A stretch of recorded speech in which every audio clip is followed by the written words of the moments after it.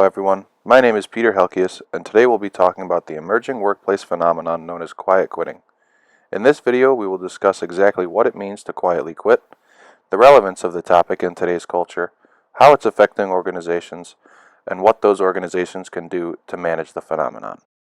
Quiet quitting has made a big splash in social media, and many employees are starting to take part in the trend. The term may be new, but quiet quitting has been around the workplace for quite some time. It's just now that the trend has become increasingly popular. Whether it's avoiding coworkers, missing out on company events, or simply coming into work, carrying out your regular duties with no intention of doing any more work after clocking out. Quiet quitting can be seen in many organizations around the world.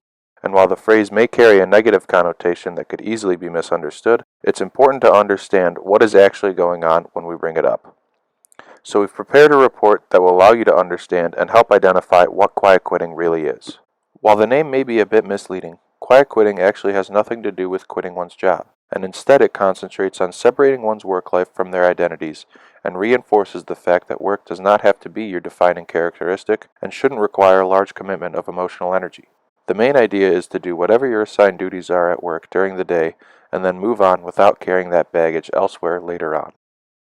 Employees may approach quiet quitting in a variety of different ways. For most people who take part, it simply means working the hours that they were assigned and leaving it at that.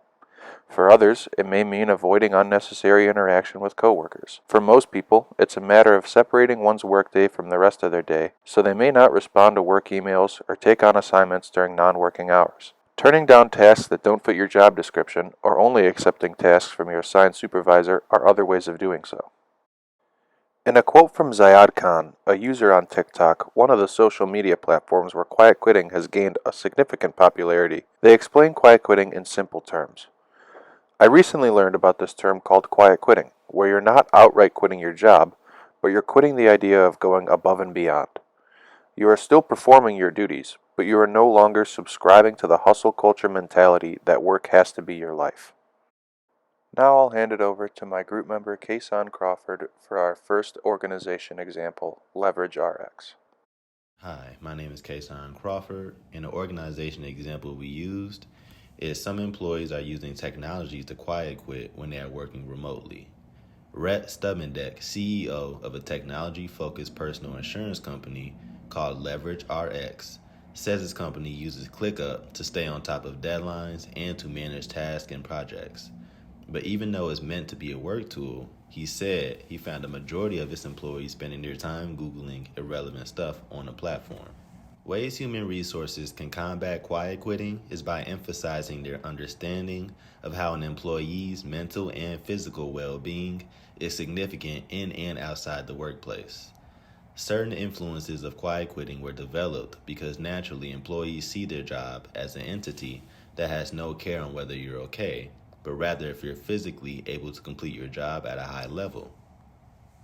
When employees began to have parts of their lives taken away from them when the pandemic hit in 2020, it caused Gen Z workers to prioritize their mental health over their job. HR now has to change how they incentivize employees, and the way they can do that, according to Forbes, is setting boundaries by not allowing workers to work after their designated shifts. Another solution could be the use of paid time off, not only as a way to relieve stress among employees, but to recruit new talent to your company and make it look more appealing against competitors. A lot of employees show up to work physically but are not there mentally or emotionally, according to Ben Shaninger, a senior partner at McKinsey and Company. A lot of people are quitting, but those who aren't are just doing the bare minimum, which ends up being worse for the company in a lot of cases, says partner Brian Hancock. It takes time for a firm to realize this, and then they complete the process to fire an employee. Before the pandemic, an employee would leave voluntarily, and even if they didn't, they would get fired, which in many cases is not seen as a black mark nowadays because they know they can find another job in the market. This increased competition in the job market has also caused employees to seek opportunities elsewhere, which results in a lot of quiet quitting we see today. In this scenario, the managers play an important role in checking up with the employees so that the employees know that they are under vigilance and will therefore not try to get away with not doing anything.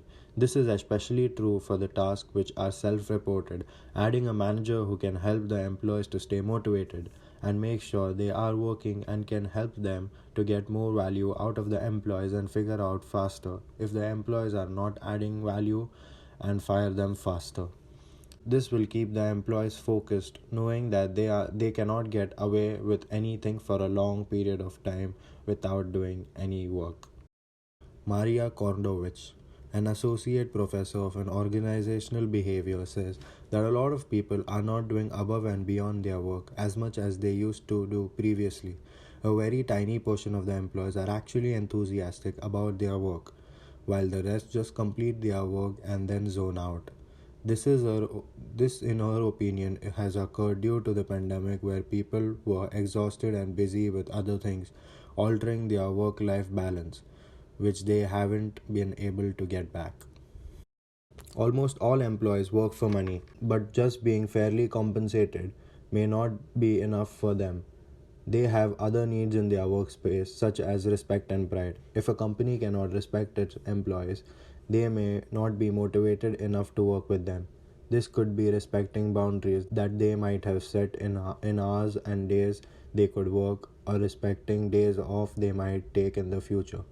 Respecting an employee could also be fulfilling any promise they may have set in the job description in terms of bonuses or perks of a job. A company has to make sure that apart from just compensating the employees, they also have to make sure their employees feel welcomed and appreciated in the workspace. If you must add roles to an employee's job description, it is important to reward them with either additional pay or reduction in other tasks assigned. Quiet quitting has sort of become a cultural phenomenon among millennials and Gen Z that has gained a lot of traction through social media.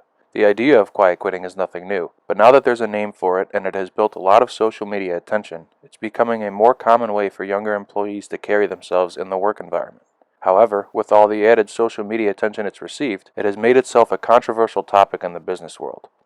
Many argue that if people choose to quietly quit, they may as well actually quit because they are no longer an ideal employee. Opposers to quiet quitting say that there is no way one can climb the corporate ladder, or any workplace ladder for that matter, if they choose to work with that mindset. But people who have actually practiced quiet quitting say something of the opposite. Paige West, a transportation analyst from Washington, D.C., said that she gave quiet quitting a try after her stress from work began to affect her personal life. And after dialing herself back in work, she noticed that she found herself more engaged during meetings once she stopped trying so hard, and she received more positive feedback. While this may not be the outcome for every person who tries quiet quitting, it is important to take note of the potential positives it could bring as well as the potential consequences. So our findings can essentially boil down to two things. One is that quiet quitting is almost exclusively done by young people. And two, young people are more likely to prioritize their mental health over their jobs. But why is this? How did this become the case? Well, reason number one for this is that young people don't have as much purchasing power as previous older generations did, which doesn't sound super related, but let me explain. Ever since businesses have really started, employers have provided financial bonuses to employees to help keep them motivated and keep them working harder. Why is it that employees want more money? Well, the answer is fairly obvious, so they can buy more of the things they want.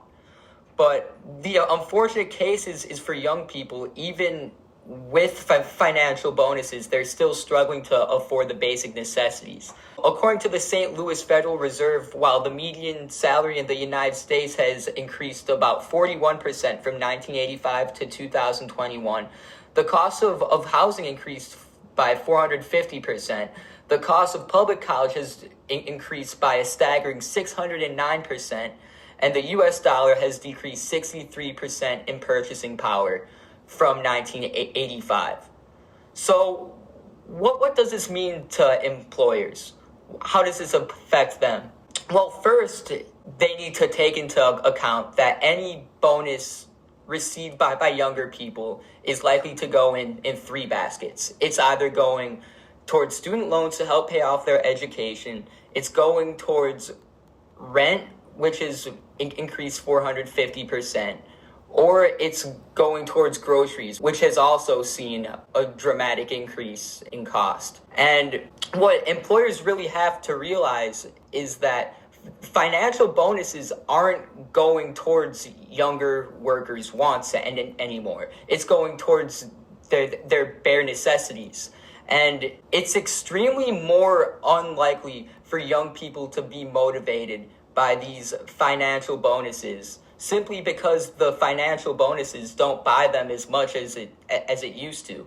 Financial bonuses now are only being able to go towards the bare necessities. And the second reason why young people are quitting in a disproportionate numbers is that young people are more likely to prioritize their mental health compared to previous generations. Well, that is true, but what else do we know about younger people within an organization? We know that they're more likely to have lower ranking roles within the kind of corporate hierarchy. So how companies could help combat younger employees quitting is that they could create a workload proportionate for how much you get paid.